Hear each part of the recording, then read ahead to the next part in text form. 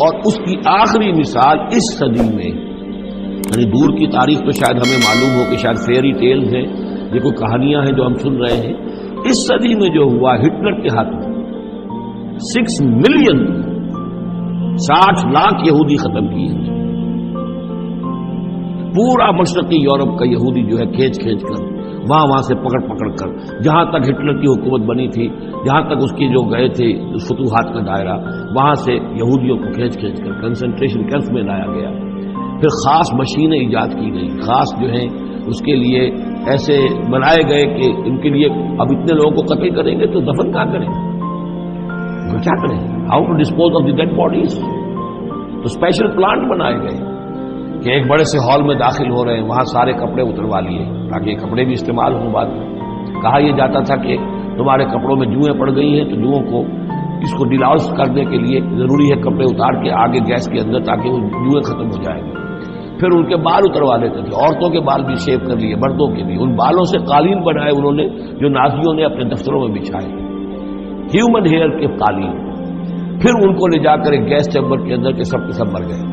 پھر اب وہ بڑے بڑے پٹے جیسے چلتے ہیں مشینیں، بڑی فیکٹریز کے اندر وہ پٹوں کے اوپر لاشیں چل رہی ہیں، پھر ان کا چورا ہو رہا ہے جیسے کہ کہیں جو ہے وہ گھاس کاٹا جا رہا ہو یا کوئی اور چارہ جو ہے وہ کٹا جا رہا ہو۔ پھر کسی خاص قسم کے کیمیکلز کے اندر ان کو تحلیل کیا کہ آخر میں کیا نکل رہا ہے، نہ کسی گوشت کا پتہ، نہ خون کا پتہ، نہ ہڈی کا پتہ، کسی شے کا پتہ نہیں، ایک بدبودار سیاہ رنگ کا مائع باہر نکل رہا ہے، اور اسے وہ لے گئے اپنے کھیتوں میں اور اسے بنا لیا کھاد۔ یہ کام اس صدی میں ہولوکاسٹ،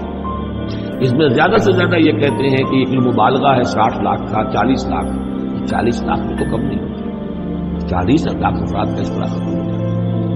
استأذن ربک لیبعثن علیہم الی یوم القیامہ، ان کا آخری وقت اب آنے والا ہے، وہ زیادہ دور نہیں ہے، لیکن اس سے پہلے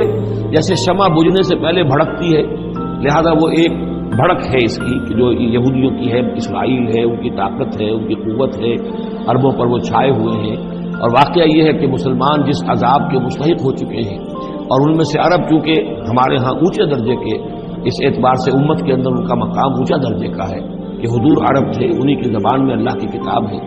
اور ان کی جو اللہ تعالیٰ کے دین کی طرف سے جو انہوں نے پیٹھ پھیری ہے،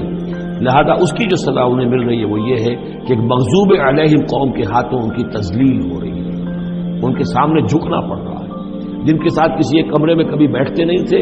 اب ان کے ساتھ گفت و شنید جو ہے اور ان کے ساتھ بغلگیر ہونے کی نوبت جو ہے وہ آئی ہے۔ اور ابھی جو کچھ ہونا ہے وہ خیر دوسری بات ہے، میں اس میں نہیں جانا چاہتا، وہ آخری وقت بھی آئے